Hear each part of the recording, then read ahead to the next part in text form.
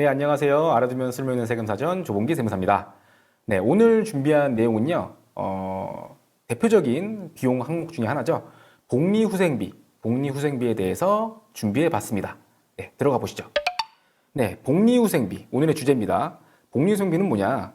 복리후생비는 이제 직원들의 직업 능률을 향상시키고 복리를 증진시키기 위해서 지출하는 모든 비용들을 이 복리후생비라고 표현을 합니다.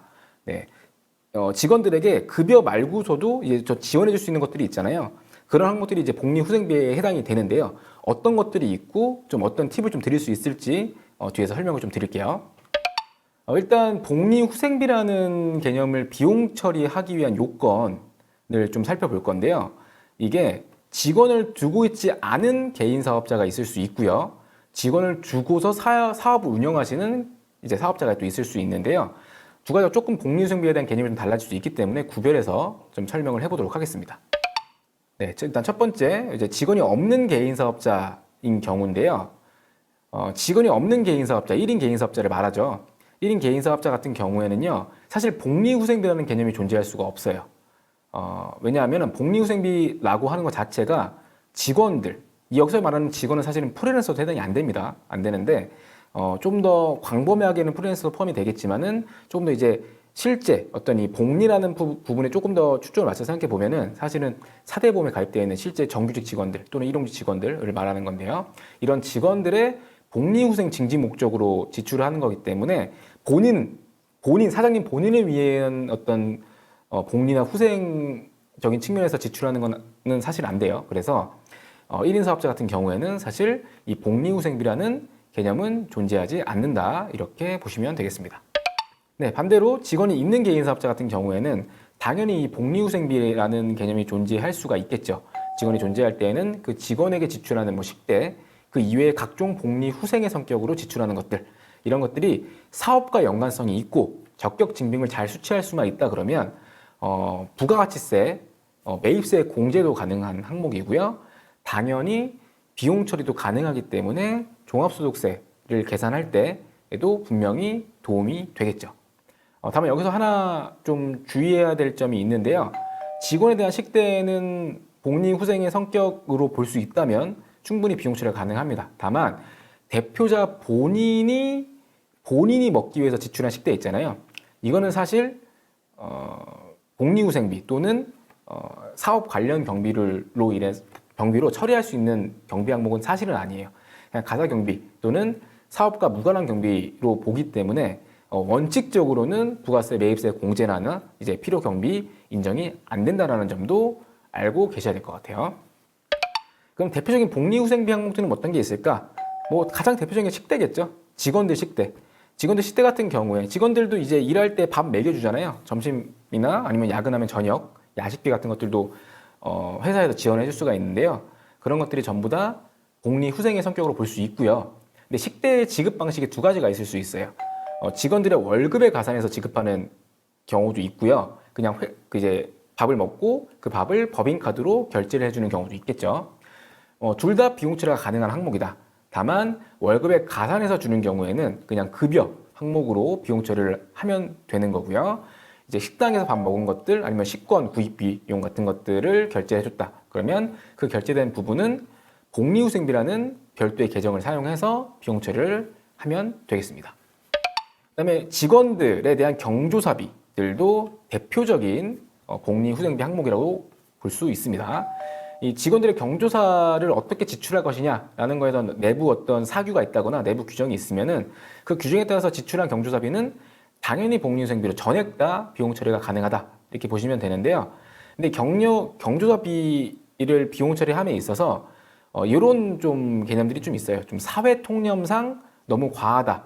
그러면은 그건 인정이 안 될 수 있다. 이런 말이 좀 나오는데요. 굉장히 좀 주관적인 해석이 가능한 내용이지만 너무 과하게 지출한 그런 경조사비는 비용 처리가 안 될 수 있다는 점도 유념해 두셔야 되는 부분입니다. 네. 일단 이러한 경조사비 같은 경우에 복리후생비로 좀 제대로 안전하게 좀 인정을 받기 위해서는요. 경조사비 지급 내역과 관련된 부분을 좀 나름대로 좀 근거를 가지고서 좀 서류화해서 좀 가지고 있을 필요가 있습니다. 거기다가 뭐 청첩장이나 부고장 같은 것들도 같이 좀 첨부를 해가지고 이렇게 보관하고 있으시면은 혹시라도 모를 나중에 어떤 세무서 소명 관련해서 이런 부분들이 다 증빙이 되는 거니까요. 그렇게 해서 좀 잘 준비를 해주시면 좋을 것 같습니다. 그다음에 세 번째로 대표적인 복리후생비 항목에 이제 사용자가 부담하게 되는 건보료, 뭐 고용보험료 같은 것들, 근로자들에 대한 건보료, 고용보험료 같은 것들 있잖아요. 이런 부분들도 당연히 복리후생비, 뭐 복리후생비라는 뭐 계정을 쓰셔도 되고요. 복리후생비 이외에 다른 계정을 쓰셔도 되지만 당연히 비용 처리가 되는 항목들이다. 이렇게 보시면 되겠습니다. 그다음에 네 번째로 뭐 직장 체육비, 뭐 직장 연예비 이런 말이 나오는데요. 뭐 직원들 회식하거나 아니면 이제 뭐 직원 체육대회 뭐 이런 것들 열 수 있잖아요. 아니면 뭐 직원들을 위한 행사, 뭐 연말 행사 같은 것들 열 수 있고요. 그런 데에 지출하는 금액들, 뭐 간식비로 지출할 수도 있고, 뭐 장소 대여에 대해서 지출할 수도 있고, 아니면 뭐 이제 술 같은 거 구입하거나 음식 구입할 때도 뭐 지출할 수가 있는데요. 이런 것들 전부 다 이런 직장과 관련된 사업과 관련해가지고 만약에 지출한 부분이 맞다라고 하면은 복리후생비로서 전액 비용 처리가 가능하다. 다만 이 복리후생비 지출 부분에 대해서 입증할 수 있는 뭐 이제 지출 증빙 서류들은 꼭 갖추어 주셔야 된다라는 점도 알고 계셔야 되겠습니다. 그다음에 다섯 번째, 직원이나 아니면 직원 자녀의 학자금을 좀 보조해 줄 수가 있어요, 회사에서.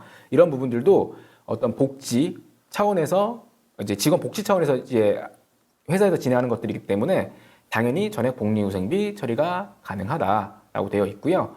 만약에 뭐 학자금 보조액을 지급한다, 직을 받게 되는 직원 같은 경우에는요, 해당 금액은 사실 근로소득이라고 봐야 돼요. 그래서 이제 원천인수를 하거나 아니면은 이런 식으로 증빙들을 마련해 놓고서 이렇게 복리후생의 성격으로 지출을 하시면 되겠습니다. 그리고 참고로 복리후생비는요, 접대비, 뭐 기부금 등의 어떤 비용들과는 다르게 한도가 없어요. 그래서 이게 실제로 복리후생의 성격으로 지출한 게 맞다는 것만 입증을 할 수 있으면 이게 아무리 큰 금액이어도 비용 처리가 전액 가능하다는 점이에요. 다만 한도가 없기 때문에 너무 과도한 복리후생비 지출이 있는 경우에는 세무서에서 이 복리후생비라는 거에 대한 적정성, 그다음에 실제 복리후생의 성격으로 지출한 게 맞는지에 대한 부분을 좀 더 따져 물을 수 있게 되겠죠. 그래서 확실히 이게 복리후생의 성격이 맞다면은 정확히 그런 증빙 같은 걸 잘 갖추어 놓으셔야 되고요. 뭐 이제 어떤 이제 여러 가지 뭐 사이트들이나 여러 가지 이제 뭐 이런 흘러 들어가는 그런 내용들에 따르면은 뭐 복리후생비는 직원급의 한 10% 정도 선이 좀 적정하다. 뭐 이런 말들이 좀 있는데요. 뭐 그거는 이제 꽉 정해진 내용은 아니고요. 그냥 그 정도의 어떤 그런 적정 수준의 어떤 기준점들을 제시하고 있는 거고, 경우에 따라서는 더 많이 지출하실 수 있는 겁니다.